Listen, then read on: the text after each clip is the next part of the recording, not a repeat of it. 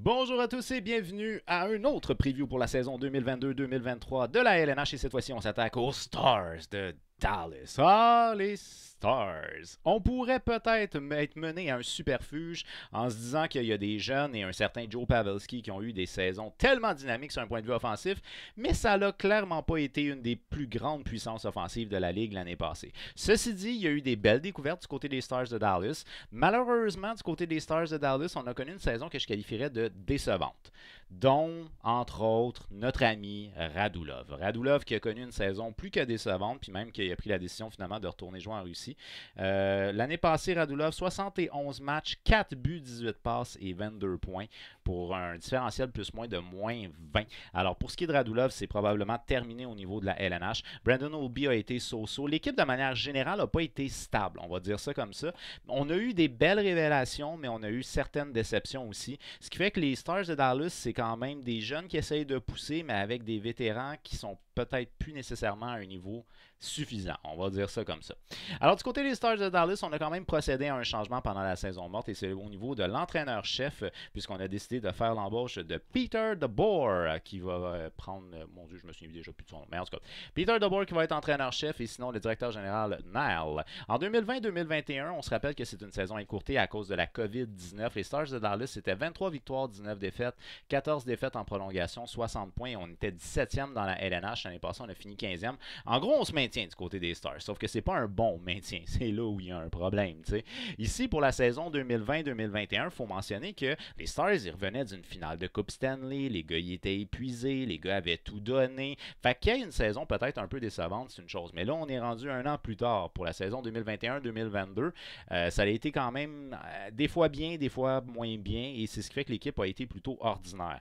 Donc, en 2021-2022, les Stars de Dallas, c'est 46 victoires, 30 défaites et 6 défaites en prolongation, ce qui veut donc dire au total 46 victoires pour 36 défaites. C'est quand même pas mauvais en termes de ratio. 98 points au total. Une moyenne de buts marqués de 2,84, ce qui représente la 21e offensive de la LNH. Et c'est peut-être là où le bas blesse, parce que c'est pas nécessairement... C'est pas une équipe qui marquait beaucoup. C'est une équipe qui avait un style de jeu plus défensif. Alors, tu avais peut-être la première ligne qui marquait beaucoup, mais pour ce qui est du reste, c'était peut-être un petit peu plus compliqué et c'est bien d'avoir une offensive qui est diversifiée. En fait, souvent en séries éliminatoires, c'est là où ça devient le plus important d'avoir une offensive diversifiée. C'est peut-être un petit peu moins le cas du côté des Stars de Dallas, mais en même temps, on peut s'attendre peut-être à un petit peu plus de certains joueurs, dont entre autres un certain Tyler Seguin qui avait manqué l'autre saison pour je me rappelle plus quoi, mais en tout cas, il n'avait pas joué. Et là, c'était un retour au jeu pour lui l'année passée, 49 points en 81 matchs. On a connu Seguin plus productif que 49 points. Je pense qu'on est d'accord là-dessus. Fait que si tout le monde trouve ses repères, on a deux bonnes premières lignes du côté des Stars de Dallas, mais encore faut-il que tout le monde trouve leur repère. Une moyenne de buts encaissés de 2,98, ce qui est quand même pas mauvais. Un avantage numérique à 22,4% et un désavantage à 79%. C'est quand même bien au niveau de l'avantage numérique, c'est surprenant par rapport à l'attaque, mais 79% c'est ordinaire pour une équipe qui est plus défensive. Du côté de Brandon Oldby, on avait connu une saison qui était coup-ci, coup-ça. 24 matchs, 2,78 en termes de moyenne, 913 d'efficacité, ce qui est quand même relativement bien en termes d'efficacité, mais malheureusement, on n'était pas stable. Et ça a été le gros problème des Stars jusqu'à temps qu'on découvre un certain Jake Oettinger en séries éliminatoires. Ce gars-là a été la vedette des Stars de Dallas en série. C'est un jeune gardien qui est à suivre, Jake Oettinger. Si vous ne le connaissez pas, ça vaut la peine de le suivre.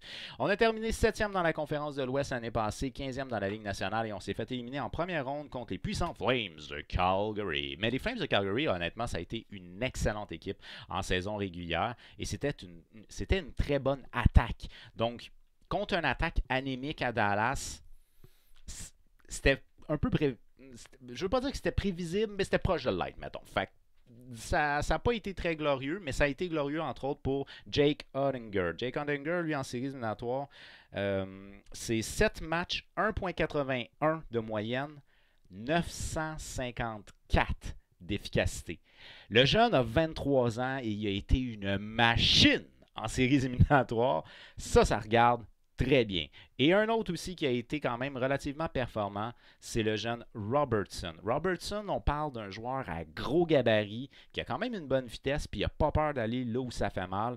C'est un jeune qui est vraiment à suivre du côté des Stars de Dallas. Il a joué beaucoup avec Ince l'année passée.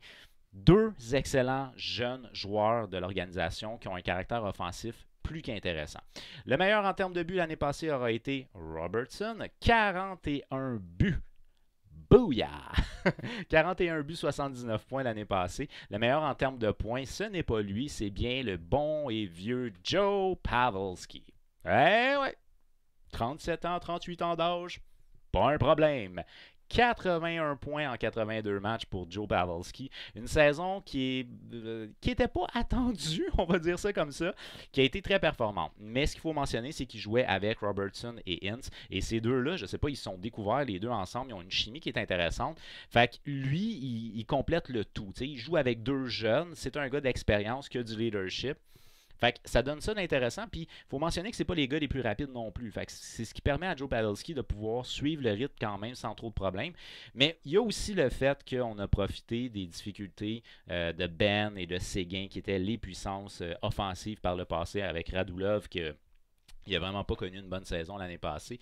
Donc, bref, on a profité quand même de notre chance qu'on a eue du côté des jeunes des Stars de Dallas, puis mené avec un leadership exceptionnel de Joe Pavelski. Fait que, bref, ça donne une première ligne assez intéressante. Tu as deux très jeunes avec un vieux routier. C'est intéressant. Le meilleur défenseur à caractère offensif aurait été John Klingberg, 74 matchs, 47 points, moins 28 de différentiel. Écoutez, John Klingberg, c'est un bon défenseur pour ce qui est de la relance, mais l'année passée, ce gars-là n'était pas bien à Dallas. Je ne sais pas si c'était par rapport à sa renégociation de contrat, je ne sais pas si c'est par rapport au fait qu'il voyait que Heiskanen s'en venait et qu'il va probablement le bumper out parce qu'il joue du même côté qu'Heiskanen. Alors, John Klingberg, en saison l'année passée, aurait demandé un échange. Malheureusement, ça ne s'est pas complété. Éventuellement, bon, il va finir par quitter là, pendant la saison morte, mais il reste que il se sentait peut-être pas totalement à sa place. Fait que 47 points, c'est bon, mais il aurait peut-être pu faire mieux. Ça, c'est intéressant. Du côté des espoirs du alacoupe.ca, les espoirs du alacoupe.ca, c'est en fait les 3 espoirs qui sont les plus proches d'atteindre la LNH selon notre chroniqueur Anthony Saint-Amand. Le texte est disponible sur le alacoupe.ca. Donc, les 3 espoirs qui sont les plus proches d'atteindre la LNH, il nous en a nommé 5 dans son texte. Fait que je vais vous laisser aller découvrir son texte sur le alacoupe.ca. J'en ai retenu 3, dont les 2 premiers qui sont peut-être les plus possibles, et le troisième que, bon, on se fait un petit plaisir aussi, on se garde un Québécois. Donc, le premier espoir qui est probablement le plus probable de faire la LNH, puis d'ailleurs, moi je l'ai introduit dans mon alignement, c'est Thomas Harley. Thomas Harley, c'est un défenseur de 21 ans. Il a joué dans la Ligue américaine l'année passée, 11 points en 27 matchs du côté de Thomas Harley. Mais dans la LNH, il a quand même fait un 34 matchs. Donc 4 points. C'est un défenseur qui est un défenseur à caractère offensif, un très bon patineur, il est capable de faire une bonne première passe, il aime ça se porter à l'attaque. Donc c'est un défenseur qu'on devrait être capable éventuellement de faire fitter dans un top 4 au niveau d'une défensive. S'il se développe bien, puis tout ça, bon bref. Par contre, il y a un point faible, et son point faible, c'était son jeu défensif.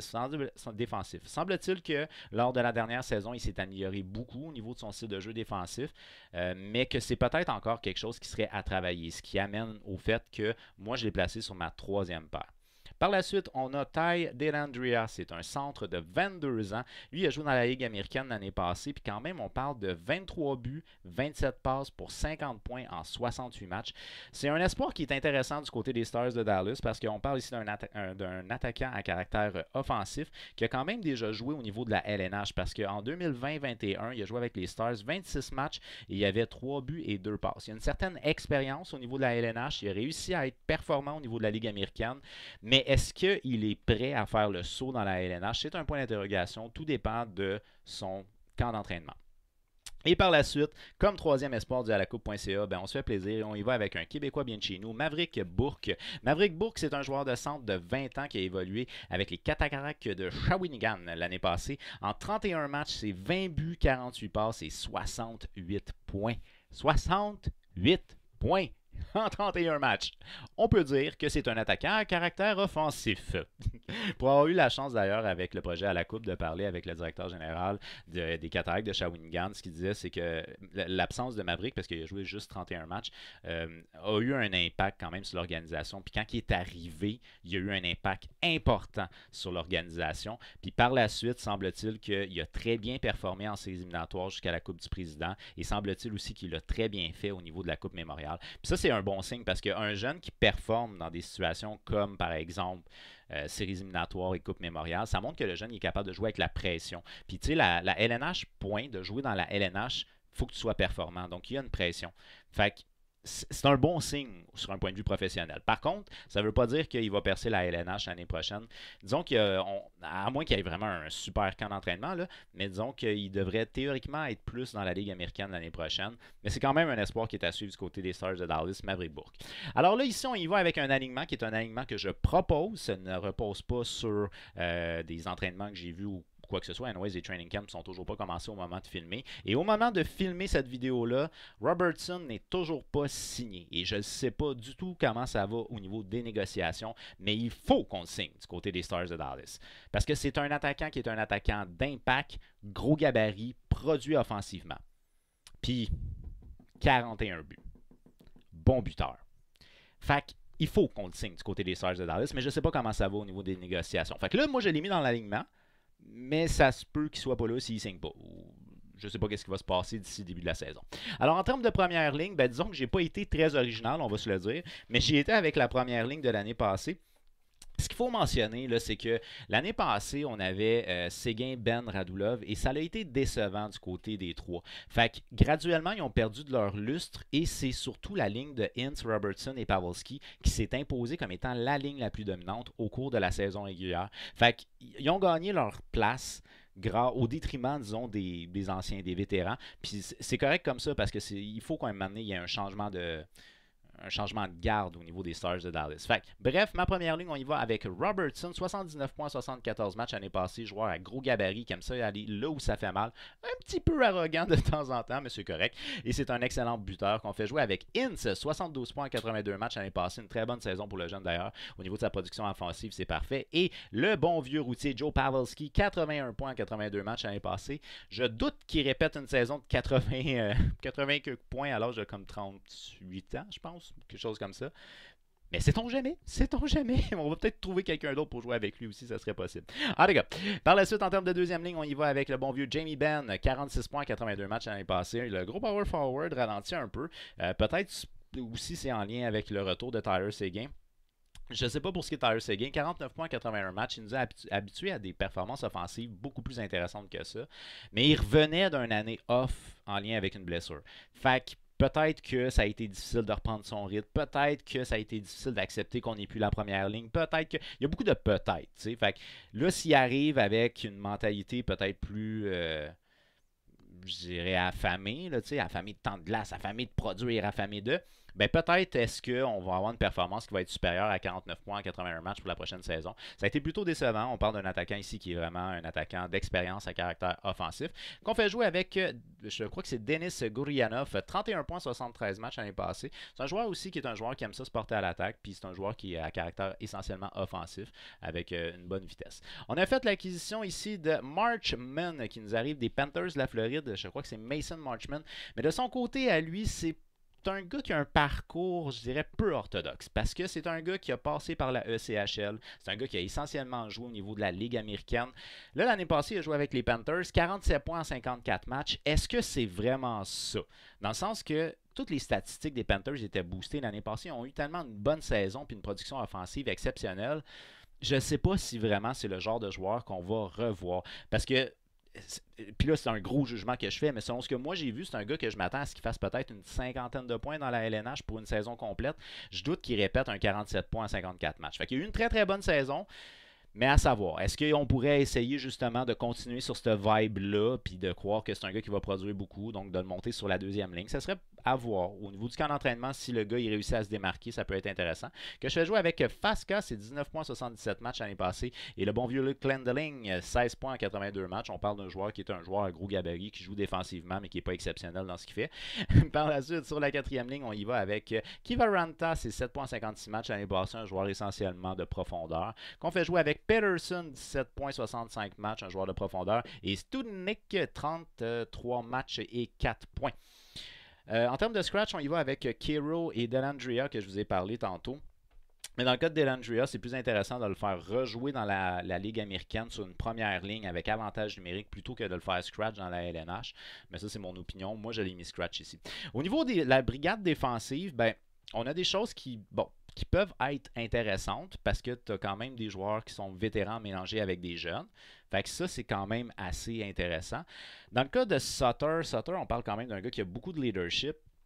C'était sa première saison avec les Stars l'année passée d'ailleurs. 32 points, 82 matchs, quand même, c'est une bonne arrivée pour lui là, avec les Stars. Sutter, qu'on l'a peut-être plus connu avec le Wild, puis les plus vieux, peut-être qu'on l'a plus connu avec les Prédateurs de Nashville.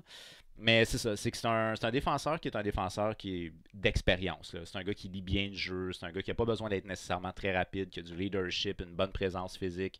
Donc bref, c'est un bon défenseur pour un jeune et je le fais jouer avec Eskinen. Dans son cas, lui, c'est 36 points en 70 matchs l'année passée, mais Miro Eskinen, c'est un défenseur à caractère offensif, un jeune défenseur à caractère offensif qui devrait théoriquement peut-être pas exploser cette année, mais qui devrait théoriquement éclore d'une manière plus convaincante. Mais offensivement, c'est un bon défenseur à caractère offensif dans le cas de Miro Iskinen. Fait que de le faire jouer avec Sutter, je trouve ça intéressant. Un gars qui a du leadership, de l'expérience et est responsable dans sa zone. Je pense que c'est un bon mix. Fait qu'on le garde comme ça. Par la suite, on y va avec Anton Lindell, 25 points en 76 matchs l'année passée qu'on fait jouer avec Akanpa. Akanpa avec des petits trémas. 12 points en 80 matchs l'année passée. Je connais peut-être un petit peu moins Akanpa, d'où pourquoi j'ai de la misère à prononcer son nom, I guess. Hein, mais dans le cas de Lindell, ben, c'est un défenseur qui est un défenseur. C'est un défenseur qui patine bien, mais c'est un défenseur qui est peut-être plus utile dans sa zone. C'est pas nécessairement un défenseur qui est à caractère offensif.